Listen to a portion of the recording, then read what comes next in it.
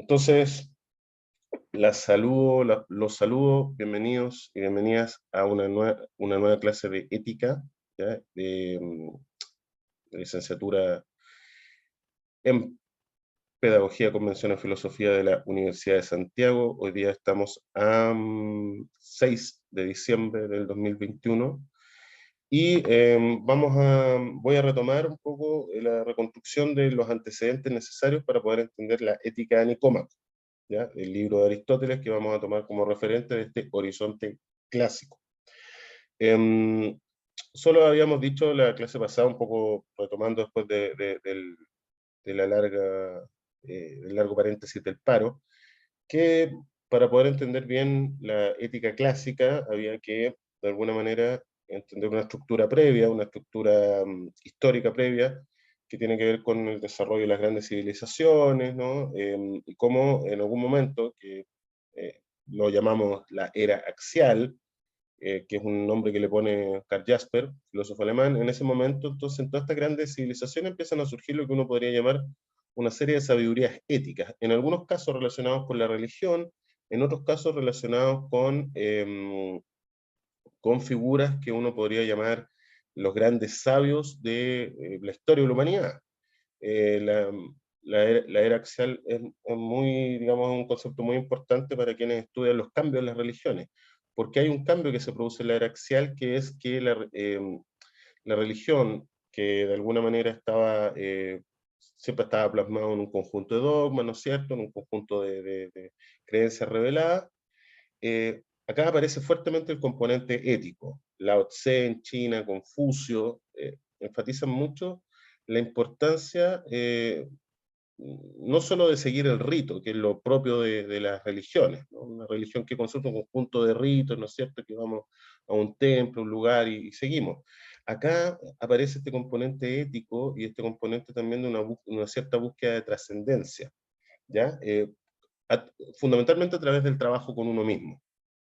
El personaje, por supuesto que en el mundo griego va a encarnar esa búsqueda que de alguna manera se desliga ya de la tradición y se desliga de la religión propiamente tal, es Sócrates, ¿ya? Que siendo un ciudadano piadoso, incluso Sócrates, ustedes saben, acepta ser condenado a muerte, o sea, acepta su condena, digamos, por fidelidad a las leyes y a los dioses de su ciudad. Él no se declara en ningún caso ateo, pero representa un tipo de reflexión distinta, donde ya se ha producido, por así decirlo, la semilla, el germen de la filosofía, que es una suerte de actitud crítica frente a lo que recibimos, los sentidos del mundo que recibimos de las generaciones pasadas, y que por supuesto se encarnan en opiniones generalizadas, en cuestiones, en discursos religiosos, en mitos en muchos casos, etc. Esta distancia entre el filósofo y la opinión, que por supuesto la famosa distinción que va a consagrar Platón como lo propio del discurso filosófico, es de alguna manera ya una cosa que estaba en estos sabios de la era axial, ¿no? También dijimos que esta sabiduría, que le da mucha importancia a lo que ocurre en el interior de cada ser humano y al cultivo de uno mismo, esto que uno podría llamar eh, em, eh, que lo importante no está afuera, sino que está dentro del ser humano, em, se montan a su vez en toda una estructura de pensamiento que, que es metafísica, ¿ya? Ese es el tema. Y cuando hablamos de metafísica hablamos de una manera de entender que hay una verdad absoluta, ¿ya? Que constituye el orden de la naturaleza, el orden del universo, de todo lo que hay un orden, el mundo no es un caos, ¿ya? Ese orden, por supuesto, está siempre anclado en algún tipo de fundamento, un fundamento que puede ser pensado como divino, pero siempre es eterno, es necesario, y por lo tanto hay cosas que no cambian, ¿no? Hay una suerte de elementos en la experiencia humana que no cambian, que son fundamentales, esenciales, podríamos decir así. Entonces, a partir de este pensamiento que dice que hay un fundamento, Por supuesto se empiezan a construir una serie de categorías que son las ideas matrices con las cuales piensa Platón, piensa Aristóteles, etcétera, que son naturaleza, logos, psique o psique. Entonces ahí tenemos, por así decirlo, los elementos, las anclas fundamentales del pensamiento occidental.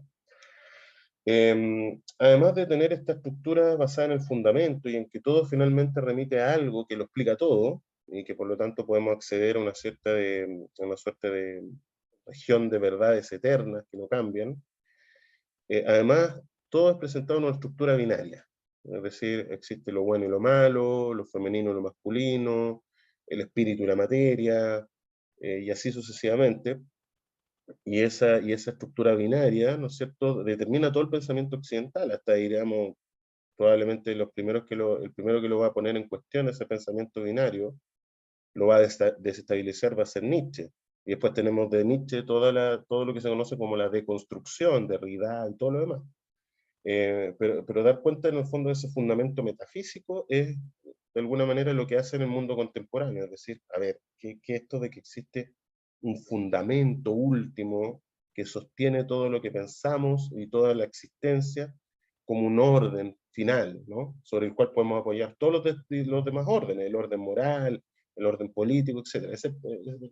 Podríamos decir que hay una tensión fundamental en la época que estamos viendo entre lo que queda de esa antigua metafísica, entre, entre quienes sostienen que hay una naturaleza humana, que hay un modo en que son las cosas y que no pueden ser de otra manera, etcétera, versus una visión post-metafísica que justamente dice que todas estas cosas son, como diría Nietzsche, ficciones del lenguaje, ¿no? Son montajes culturales que se pueden desmontar, que se pueden armar de otra manera, y que finalmente lo que hay detrás de toda esa supuesto orden no es más que la actividad incesante de la vida humana, de interpretar y reinterpretar, y ahí tenemos toda una serie de visiones, ¿no?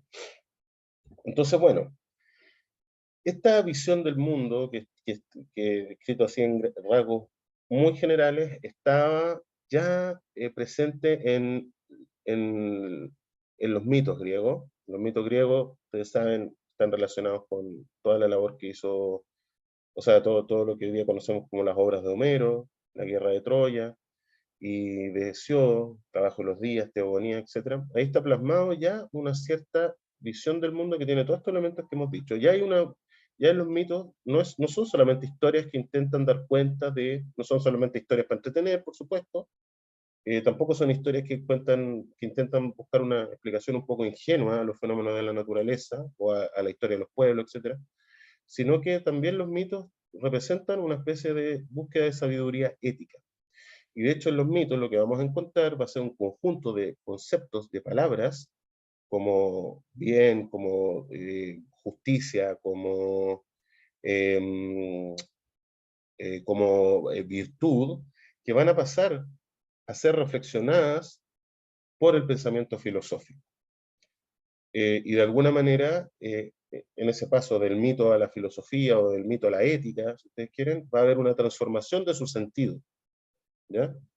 Y, por supuesto, la filosofía lo que va a intentar es, ya que no se puede apoyar, ¿en qué se apoyan los mitos finalmente? En las tradiciones de las comunidades, nomás, es decir, en lo que recibimos de los que venían antes de nosotros y lo volvemos a transmitir a las generaciones posteriores, ¿no?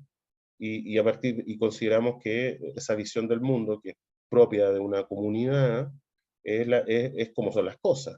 La filosofía, como ya no va a poder apoyarse en ese fundamento que en el fondo es religioso, va a tener que buscar un nuevo fundamento y ahí entonces va a empezar podríamos decir, la búsqueda de sabiduría propiamente ética. ¿Ya? Entonces, bueno, estábamos en eso y por supuesto me había detenido un poco en de qué forma los mitos representaban una suerte de búsqueda de sabiduría ética y, y bien venía en este caso detenerse en la figura de Aquiles, ¿ya? Eh, y a partir de este cuadro que estamos viendo en pantalla, que se llama em, Aquiles descubierto por Ulises, ¿ya? Que tiene que ver en el fondo con esa parte de la historia de Aquiles cuando vive entonces en esta especie de escuela de señoritas, ¿ya? Del rey Licomedes, lo esconde ahí su madre, Tetis, porque tiene mucho miedo a que Ulises vaya a la guerra de Troya, porque ya le había dicho un oráculo que si iba a la guerra de Troya iba a morir. ¿ya? En cambio, ella lo esconde en el gineceo, en este lugar rodeado de mujeres, ¿no? Y de alguna manera así se asegura que él, en tanto hijo de Dios, sea inmortal. Y ahí tenemos ya la primera tensión, ¿no? Que uno podría decir que está en el fondo de todo el pensamiento ético de los griegos, la tensión entre la mortalidad y la inmortalidad. Los dioses son inmortales. ¿Cuál es la característica humana fundamental? La conciencia de la muerte. ¿Ya? Ahora, la muerte, digamos, no es simplemente una cosa que nos pase como algo exterior que nos pasa y finalmente uno podría decir cesamos, como, no sé, como las plantas que a lo mejor de repente, digamos, bueno, no podría aventurarme a decir si tienen o no tienen un grado de conciencia de su finitud, pero uno puede decir las plantas simplemente dejan de existir. El ser humano de alguna manera sabe que va a morir, eso cambia su relación con el tiempo, con la vida, cambia su relación con lo que es importante, lo que no, y frente a esa visión de su propia finitud, el ser humano también elige cómo quiere vivir, ¿no? Y eso ya es plenamente ético, ¿no? De qué forma, de alguna manera, Sócrates nos va a transmitir algo respecto a la ética, es justamente eso, qué vida vale la pena ser vivida y qué vida no, ¿ya? Es decir, cómo ha de vivir el ser humano, ¿ya? Eh, Aquí les va a encontrar un sentido de vida, o sea, aquí le está en una alternativa, ¿no es cierto? O se queda en el gineceo escondido, de alguna manera, sin revelar quién es él, que él es un hijo de un dios, que es un estupendo guerrero, etcétera, pero se asegura, digamos, una vida en el fondo cómoda y muy larga, casi inmortal, o se asume como parte de los griegos y de sus empresas, que son bélicas, la guerra es una cuestión muy importante en este contexto, eh, y de alguna manera acepta su condición de mortal, dentro además de una comunidad política. Entonces vamos a ver que toda la ética de los griegos tiene que ver con esta idea de que uno pertenece a una comunidad política, ¿ya? Que de alguna manera es un ciudadano, una ciudadana, ¿ya? No, no, no hay que olvidar que, bueno, los griegos pensaban en términos bastante machistas, por lo tanto nunca piensan, digamos, realmente en una ciudadana. Pero si uno lo extrapola y le quita ese elemento, podría decir, bueno, el ser humano es un ser fundamentalmente social, dependiente de otros y que se debe en cierta manera a la comunidad, ¿no? Y por lo tanto, en cierto sentido podríamos llamarlo idea de patriotismo, ¿no? De que la vida humana no tiene sentido fuera de una comunidad específica donde se comparte una vida en común, una historia, unas tradiciones, unos ciertos valores, etc. ¿Ya? Aquiles se encuentra entonces, va a la guerra entre los griegos, aceptando no solo su condición mortal, sino también su condición política, su condición de un ser humano que vive en esta comunidad. Al mismo tiempo, la figura de los héroes, en el fondo que son los que representan los ideales de vida de esta comunidad, eh, son de alguna manera uno más entre los seres humanos, se parecen a todos los seres humanos, pero al mismo tiempo sobresalen. Y esta característica de sobresalir está conectada con la idea de las virtudes. Sobresalen porque tienen virtudes. Y las virtudes no se tienen de modo automático, sino que las virtudes derivan de lo que se hace. Son las acciones las que de alguna manera se pueden llamar virtuosas y que van forjando un carácter virtuoso. Y ahí aparece también otra idea fundamental que es absolutamente importante en Aristóteles, que es la idea de praxis, la idea de acción. Los griegos fueron uno de los... hay en la filosofía griega ya un pensamiento de las distintas formas que tiene el ser humano de estar en la vida, ¿no? Hay una forma que es fundamentalmente contemplativa, donde el ser humano no interviene en nada, sino que de alguna manera se siente y ve el espectáculo de la naturaleza, etc. Y eso es lo que en el fondo se llama teoría, teorein, que es la forma de ver esto que es de alguna manera divino, que no tiene su origen en el ser humano, sino que en una realidad que lo trasciende, y que de alguna manera está movido por el conocimiento, ¿no? La metafísica de Aristóteles dice, el ser humano está movido por una búsqueda del conocimiento, ¿ya? Y es un fin en sí mismo. no es un conocimiento para.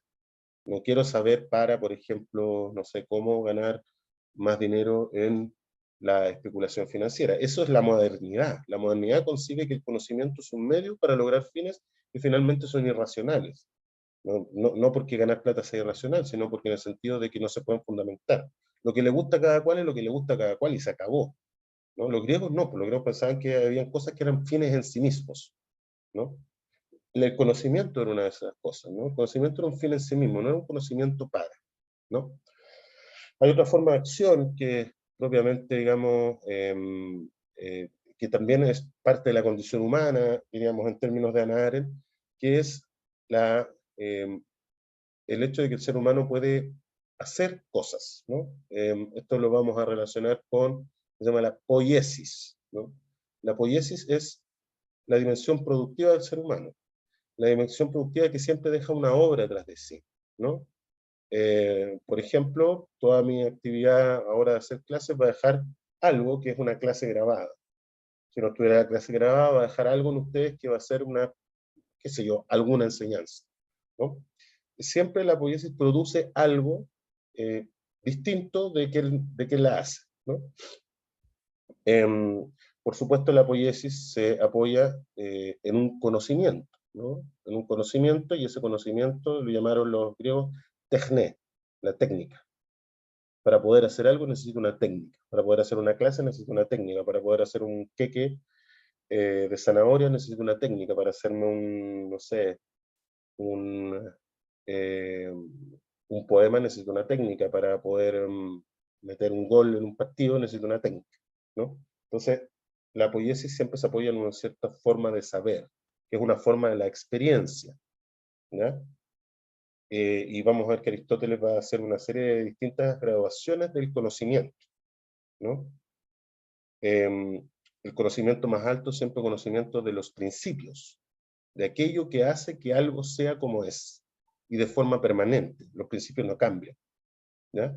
Luego tenemos conocimiento de las causas, y va a distinguir 4 causas. Luego vamos a tener conocimiento que de alguna manera tiene que ver con la experiencia acumulada, lo que supone que los seres humanos somos capaces de recordar, y también de tener experiencia, percibir, etcétera. Entonces, en cada uno de esos momentos, de alguna manera, va viendo Aristóteles como desde el conocimiento más básico, que nos entrega los sentidos, el ser humano tiene esta capacidad de ir produciendo formas de conocimiento cada vez más elevadas, hasta plantear un conocimiento que de alguna manera es el conocimiento de los primeros principios, es decir, de aquello que explica todo lo que hay. Y eso es lo que de alguna manera los escritos que dedicó Aristóteles a hablar sobre esos primeros principios es lo que se conoce como metafísica, que el editor de Aristóteles en la época, o sea, después, por supuesto, que se llama Andrónico de Rodas, puso después de los libros de la física, que son los libros dedicados a la naturaleza.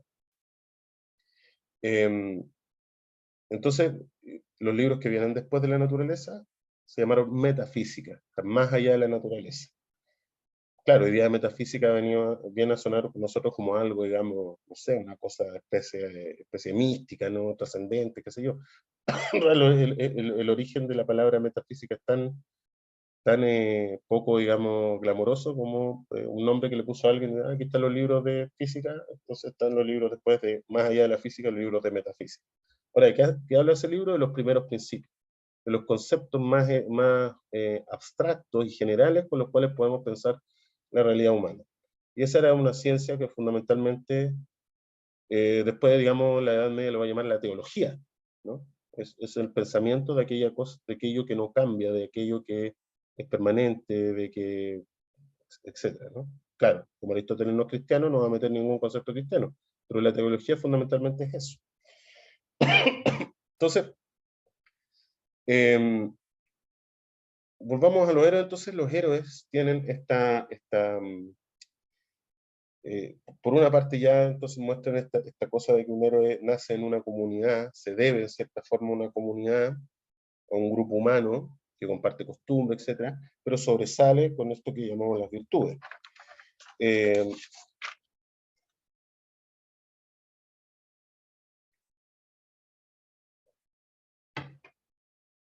entonces aquí, de alguna forma, lo que dicen los griegos es que la vida humana no merece ser vivida de cualquier manera, ¿no? Hay ciertas formas de vivir que valen la pena, que llevan a, por así decirlo, a sacar lo mejor de cada uno de nosotros y nosotras, y otras formas de vida simplemente que, digamos, no distan mucho de cómo vive el animal, cómo viven, ¿no? Entonces, cuál es la forma de vida propiamente humana, podríamos decir, ¿no?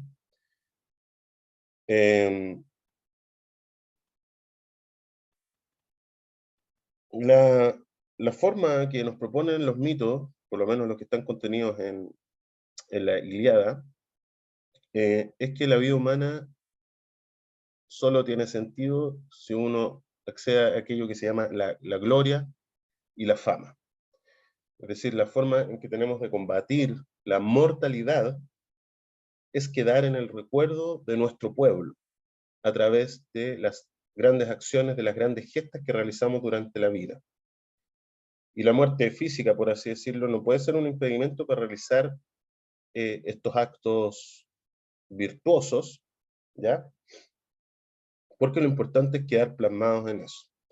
Esta idea, digamos, no tiene nada que ver con la trascendencia cristiana, de que nos vamos a un paraíso, qué sé yo, donde un caballero con barba nos dice, bueno, pase y se nos abren unas puertas doradas y entramos entonces a un lugar, a una especie de resort cristiano, ¿no? No, los griegos sabían que se morían y se iban a la Hades, que era un lugar de penurias y qué sé yo, pero el único consuelo era que haber quedado como un héroe, ¿no? Dentro de su comunidad. Eh, entonces Aquiles es el mejor entre los suyos, es un héroe, entonces, ¿qué quiere decir? Que es el mejor entre el primus inter pares, el primero entre sus pares, y reúne una serie de virtudes como la valentía, la belleza, el poder, la fuerza, la juventud, es decir, es, por así decirlo, el griego ideal, ¿ya?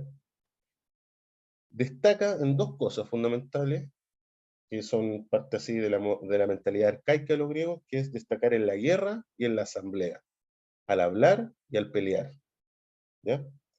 Eh, la, mm, en la guerra, por así decirlo, se desenvuelve una, una dimensión, ya habíamos hablado nosotros que existía esta dimensión teorética, la teoría, que existía esta dimensión productiva, poiesis, y existía otra cosa que es la praxis, ¿no? La praxis es la acción humana, que no se hace para conseguir otra cosa, sino que la acción humana es, de alguna manera, la manera en que el ser humano actúa dentro de una comunidad política, ya sea luchando por esa comunidad política o hablándole a esa comunidad política. La praxis lo que hace no es generar algo detrás de nosotros, el objeto de la praxis no es generar un discurso, como no sé, quedó el discurso de Allende, por ejemplo, cuando atacan la moneda, no es el objeto eso, sino el objeto es, por así decirlo, un trabajo sobre sí mismo. La praxis no deja algo detrás suyo, sino que va modificando al propio actor que realiza la praxis, que realiza la acción. Eh, es, de alguna manera, según Hannah Arendt, la praxis la actividad más política del ser humano. La praxis es, de alguna manera, el modo político de existir. Hay otros modos, ¿no? El enamorado tiene otro modo de existir en el mundo, el poeta tiene otro modo de existir en el mundo, el religioso tiene otro modo de existir en el mundo, pero el modo propiamente político y social es la praxis, es la acción, ¿ya? Y la acción, de alguna manera, tiene que ver con realizar acciones, actividades junto a otros, ¿ya? Y el hablar, la cuestión del lenguaje. Y vamos a ver que estas dos cosas, la condición social, cívica, política del ser humano y su condición de animal que habla y animal que además tiene lenguaje, son de alguna manera las bases con las cuales piensa Aristóteles al ser humano. Y desde ahí se deriva gran parte de su ética, ¿ya? Ahora, el ser humano por naturaleza es un animal político y es un animal dotado de lenguaje, un animal que tiene logos. Entonces, también ahí vamos a ver que el fundamento con los cuales piensa las cosas Aristóteles es la idea de naturaleza, la idea de physis. La idea de physis es la idea de algo que está dado por naturaleza. Es algo, digamos, que no es una creación humana, sino algo que de alguna forma se da espontáneamente. El ser humano tiene una naturaleza. ¿Cuál es esa naturaleza? Es una naturaleza política. Pero a partir de esa naturaleza política, el ser humano genera otro tipo de realidades, realidades creadas por él, que es lo que se llaman los nomos, ¿no? Las normas con las cuales vive una comunidad. Entonces, este debate de physis y nomos, de lo que es por naturaleza, y de lo que es artificial, convencional, etcétera, está también en este fondo de todo lo que vamos a ver nosotros respecto a Aristóteles.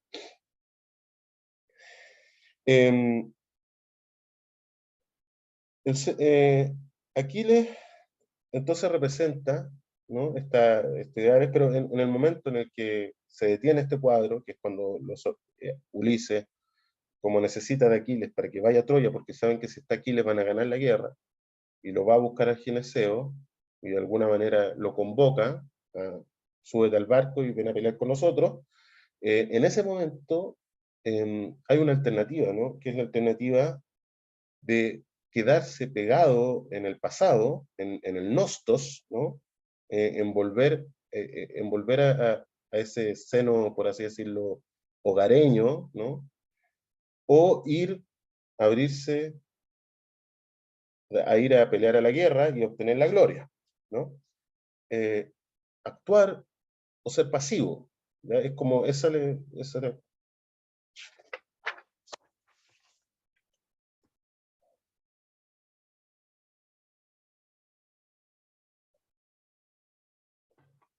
Ahora Aquiles también representa una cuestión muy interesante, y que está en los héroes, por supuesto, y en toda la mitología, cuando se describen los caracteres humanos, en toda la mitología, en las mitologías griegas, eh, cuando se describen los caracteres humanos, se describen a los seres humanos con cierta capacidad de entendimiento, de lenguaje perfecto, pero también se describen los seres humanos como eh, muchas veces títeres de unas fuerzas que los poseen y que de alguna manera determinan su destino.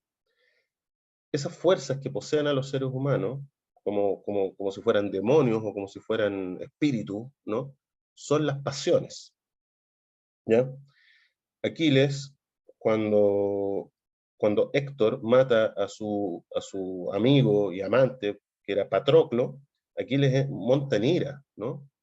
Y de alguna manera la ira hace que pierda eh, los límites, ¿no? Se desborde de rabia y cometa actos injustos, ¿ya?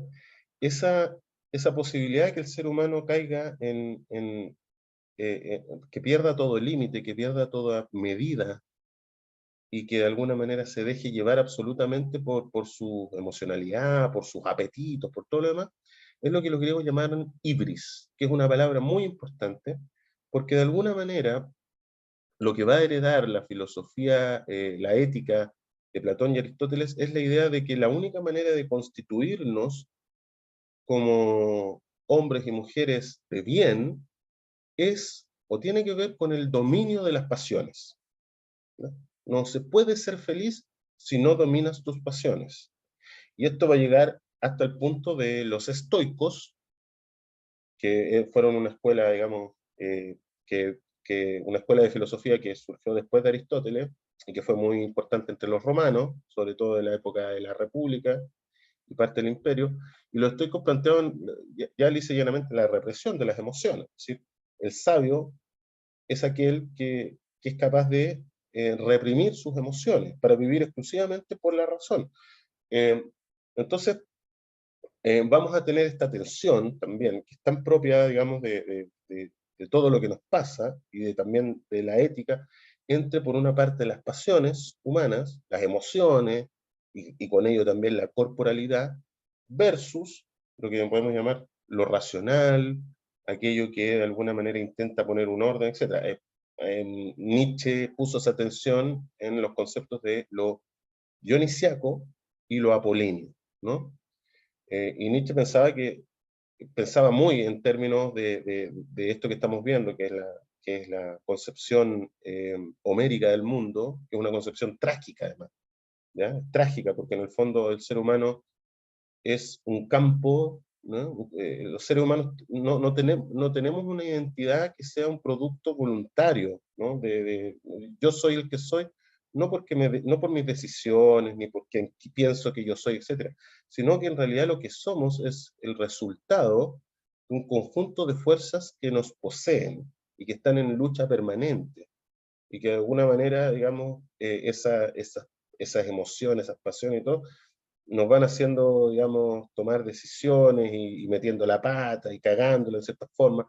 Eh, pero eso es lo que somos, digamos, y eso es lo que Nietzsche va a decir, bueno, esto es la vida, ¿no? Esto después que ponemos de orden y decimos, no, es que hay que ser de esta manera, que hay que vivir así, o sea, es un invento posterior. Lo que somos es este choque entre deseos, entre necesidades, entre emociones, y que, y que de alguna manera eso es lo más real que nos constituye, por así decirlo, ¿no? Todo lo demás viene a ser un añadido cultural. Un poco adelantándose a Freud, Freud dice eso, o sea, en el fondo el ser humano es un conjunto de, digamos, de impulsos que nos mueven, ¿ya? Que nos hacen querer esto o a esta persona, que nos hacen enojarnos, qué sé yo. ¿Y qué es lo que hace, digamos, toda la sociedad humana? Reprimir ese aspecto para que podamos, en el fondo, ser funcionales a un determinado tipo de sociedad, etcétera, ¿no? Y para que en el fondo podamos salir de una especie de, de modo de ser brutal, ¿no? Sin límite. En la mitología griega, quienes representan esta vida sin límites, una vida, por supuesto, antihumana, son los monstruos y los titanes, ¿no? Ellos representan, por así decirlo, las fuerzas caóticas, las fuerzas ilimitadas, las fuerzas feroces, brutales, que hay en la realidad y que no conocen límites.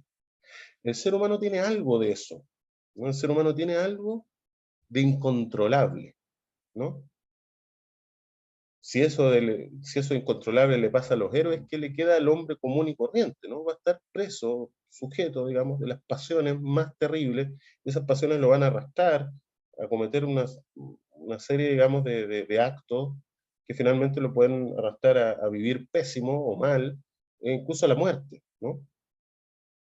Eh, Uno podría decir entonces que lo que descubre Sócrates es que no estamos condenados a vivir arrastrados por el destino, sino que el ser humano de alguna manera puede autoafirmarse y puede elegir de alguna manera qué vida quiere vivir. Pero para eso va a tener que examinar su propia existencia. Y para poder examinarla adecuadamente va a necesitar conocimiento. Y sin embargo, lo que encuentra entonces Sócrates en su época es que todo el conocimiento respecto a la ética estaba, o lo que ya podríamos llamar moral, si bien por otro nombre, digamos, todo este conocimiento de la moral, todas estas palabras que tenían, que tuvieron en algún momento su sentido dentro de una forma de vida arcaica, ya habían perdido su sentido. Es decir, había una serie de palabras que ya, pese a que las ocupábamos, ya no tenían un sentido claro. Y por otra parte, estaban unos pensadores que son los sofistas, que planteaban entonces que finalmente todas estas palabras, bueno, malo, justo, injusto, correcto, incorrecto, todo lo que forma el vocabulario moral, eran simplemente, digamos, costumbres que podían variar de una comunidad en otra y que de alguna manera, eh, si uno comprendía ciertas leyes del lenguaje, podían ser presentadas de tal manera de que una comunidad la aceptara y por lo tanto en el fondo, digamos, el que era maestro en el lenguaje, maestro en la oratoria finalmente, o en la retórica, era capaz entonces de convencer a otros de que, no sé, de una cierta definición de lo que era mejor para una comunidad o lo que era justo, etc. La filosofía socrática y después Platón se va a rebelar contra esa concepción tan relativista del lenguaje, ¿no? Y para poder en el fondo rebelarse contra eso va a tener que encontrar un fundamento distinto a los mitos. Y ese fundamento es, por así decirlo, la búsqueda de ese fundamento es lo que va a explicar, lo que va a querer hacer Platón, Sócrates y Platón.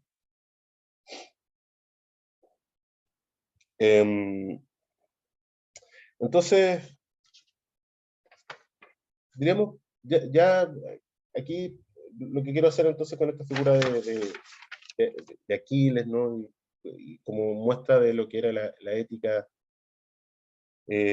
homérica, heroica, es ir mostrando cómo van apareciendo los temas que después van a ser objeto de reflexión una y otra vez de los filósofos, ¿no? Eh, las, las virtudes son de alguna manera el desarrollo de la humanidad, ¿no? O sea, todos los seres humanos tienen, por así decirlo, la capacidad de tener virtudes, y lo que hacen las virtudes es llevar a la plenitud el desarrollo del ser humano, ¿no? Por así decirlo, sacan lo mejor de lo que puede el ser humano, lo que está en potencia, poniéndolo en términos de Aristóteles, lo actualiza, lo realiza, ¿ya? Para eso, por supuesto, hay que actuar, y hay que actuar en el marco de una polis, de una comunidad, ¿no? Pero quien tiene virtudes de alguna manera desarrolla su humanidad al máximo grado, ¿no? Se vuelve, y por eso se vuelve digno de ejemplo, ¿ya? Eh, esta, esta ejemplaridad eh, va a, va después a ir transformándose en la idea también de que cuando uno desarrolla las virtudes, es feliz. Entonces va a aparecer la idea de asociación de que el cultivo de las virtudes lleva a la felicidad, que ese es el marco en el cual piensa Aristóteles, ¿no?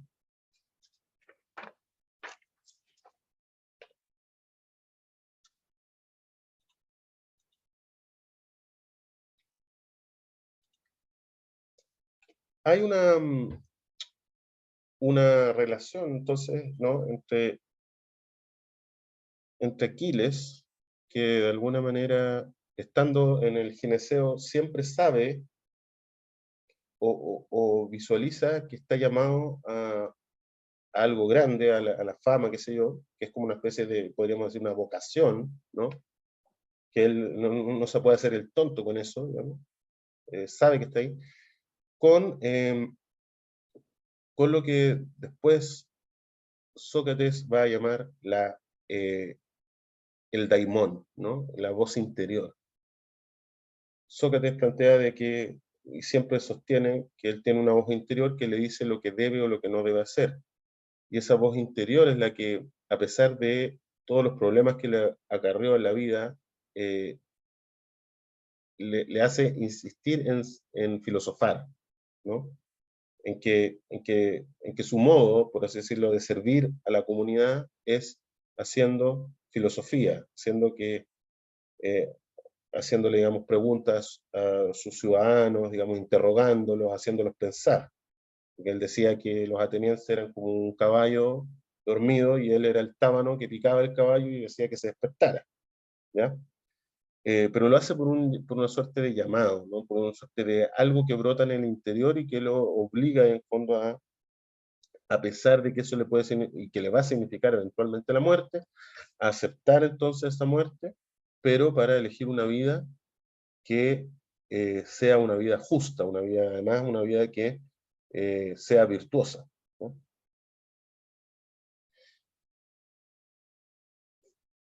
Fíjense lo que dice en el Critón. El Critón es un diálogo de Platón donde relata el diálogo que tiene con Critón, que era uno de sus discípulos, que va a la cárcel cuando lo juzgan a Sócrates y lo condenan a muerte, lo tienen un tiempo en una prisión, en una celda.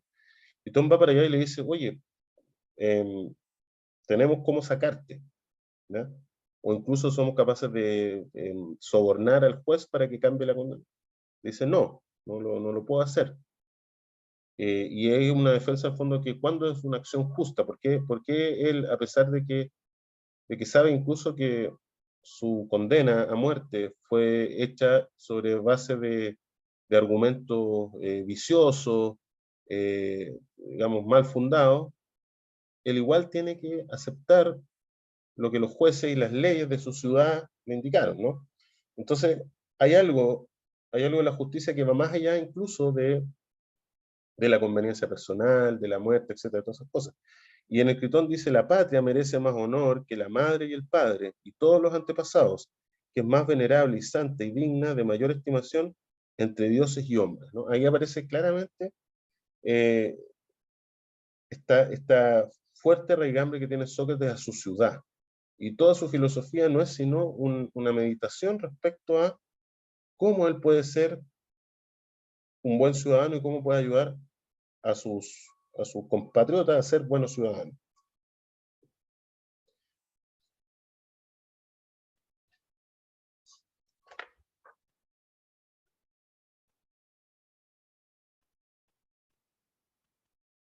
Entonces, una primera forma de asumir las virtudes, que por así decirlo ya está presente en los mitos, es que la vida ética tiene que ver con la ciudadanía, ¿no?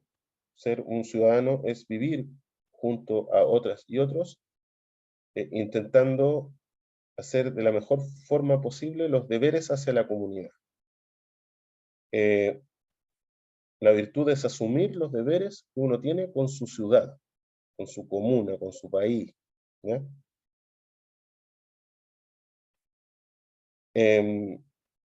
Si no se vive con esta, por así decirlo, entrega a la comunidad, la vida humana carece de sentido, ¿no? Por eso también Aristóteles, la política, va a decir que el que no vive en una ciudad o es una bestia o es un dios, pero no es, o sea, o está bajo la humanidad o está sobre la humanidad, pero no es la humanidad. La humanidad está en ese espacio que podríamos llamar el espacio de la comunidad política, de la polis. Eh, entonces,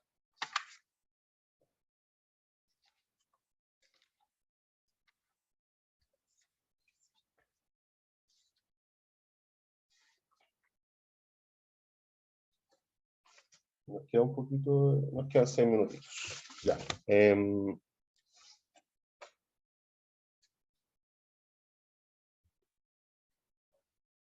De, entonces, vamos a ver que en los comienzos de la, de la, de la reflexión filosófica, ¿ya? Eh, por supuesto la socrática estamos pensando, ¿no? Hay, eh, hay un choque entre distintos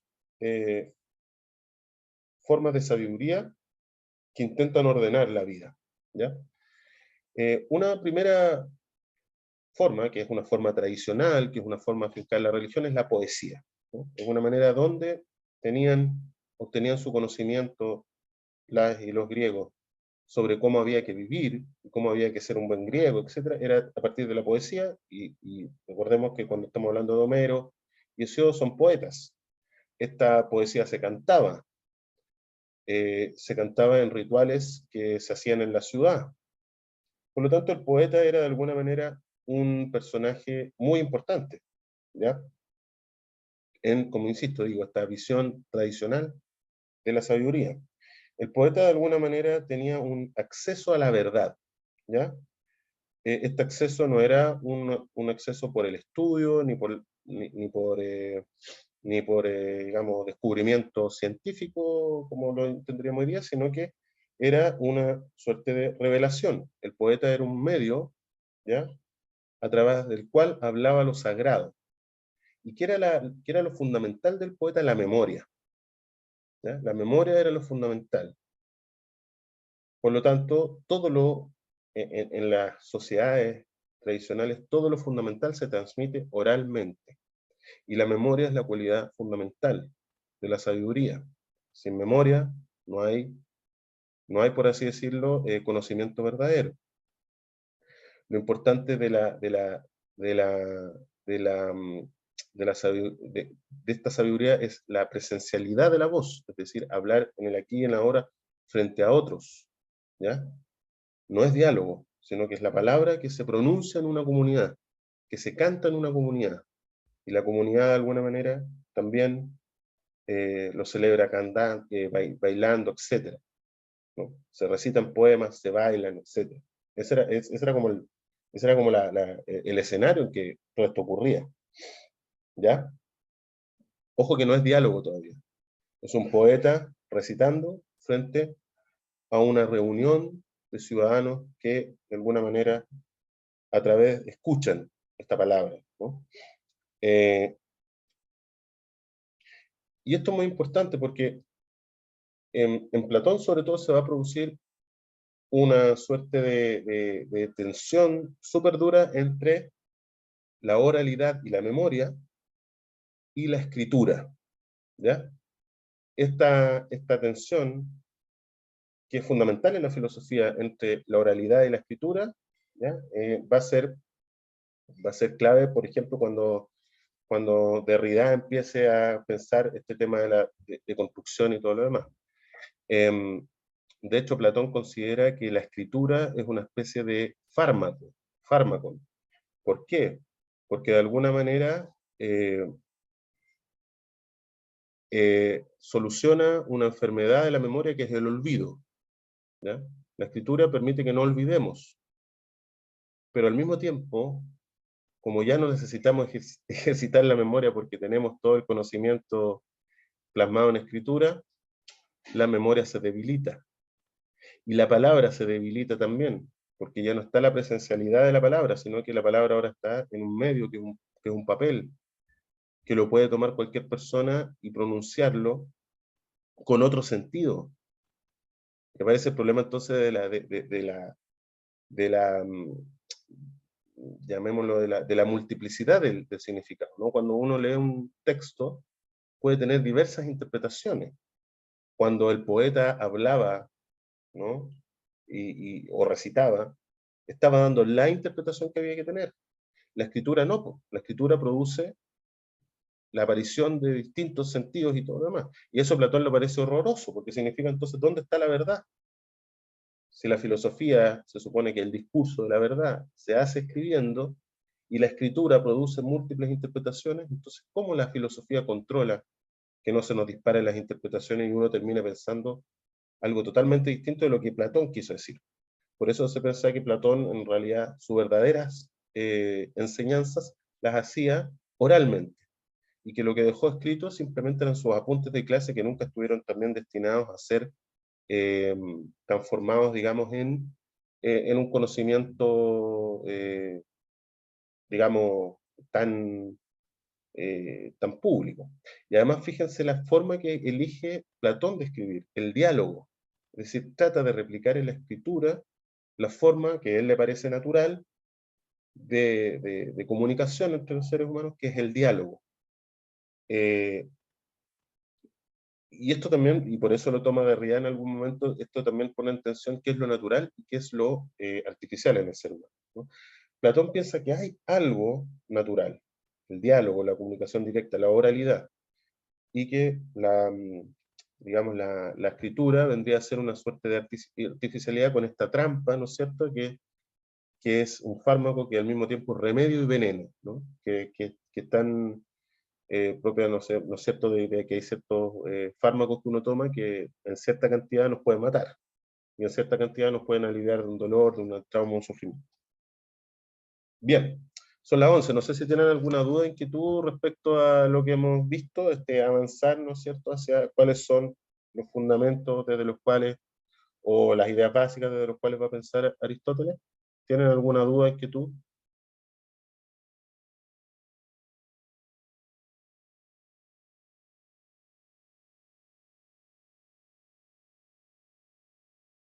¿Aló? ¿Están por ahí? Voy a dejar de compartir porque no sé si están Sí, escribiendo en el profe, chat. quedó claro. ¿Sí? Sí, quedó bastante claro, profe. Sí. Eh, Solamente decir esto último para que nos vean. Va a haber entonces este discurso de los poetas, por así decirlo. Va a aparecer el discurso de los sofistas, ¿ya? Y ya veremos, eh, digamos, le explicaré quién eran los sofistas y por qué eso, ¿no? Y va a aparecer el discurso de la filosofía, como tres formas que van a competir por poder restituir un sentido en una comunidad que está en crisis, porque el mundo que sostenía toda esa visión que estaba contenida en la Ilíada y en la Odisea, había desaparecido, y que el mundo en que vive Sócrates es el mundo de la democracia ateniense, que también hay que pensarlo un poco, ¿no? La filosofía nace de una democracia, y por así decirlo, filosofía y democracia caminan juntos, tienen por así decirlo, un destino común. No hay democracia en la medida en que no hay ciudadanos que piensen, y no hay pensamiento si no hay algo así como una filosofía, porque no una filosofía de la universitaria, sino es esta cosa que hacía Sócrates de preguntarse en el fondo cuál es la mejor vida humana, cómo hay que vivir y cómo se puede servir de adecuada forma a la comunidad. Bien, muchachas y muchachos, espero que les haya parecido interesante esto. Sí, Catherine, te escuché que dijiste que todo se entendió y todo está bien. Qué bueno. Entonces, nos veremos el próximo jueves. Creo que les voy a grabar una clase extra para terminar de ver esto y para dejar un poco sentada la base para que ya entremos a leer la Ética Nicómaco. Entonces, cuando les suba eso, les pediré que la vean y con eso, digamos, ya poder empezar a leer Aristóteles. Bien, que estén súper bien. Chao, chao. Chao, profe. Cuídese. Gracias a usted igual.